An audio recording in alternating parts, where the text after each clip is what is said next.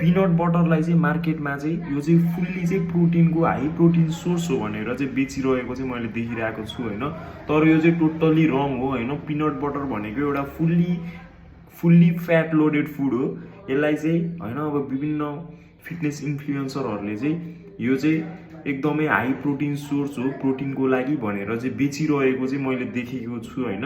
त्यही भएर यस्तो हावा फिटनेस इन्फ्लुएन्सरहरूको कुरा नसुनेर होइन यो पिनट बटर भनेको टेस्टको लागि खाने हो र वेट गेन गर्नु छ भने खाने हो।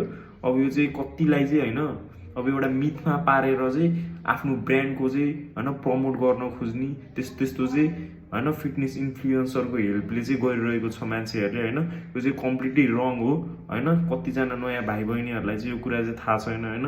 त्यही भएर यो कुराबाट एकदमै होइन सचेत हुँ। त्यही हो, लाइक सेयर फलो सब्सक्राइब सबै गर्नु होला है त।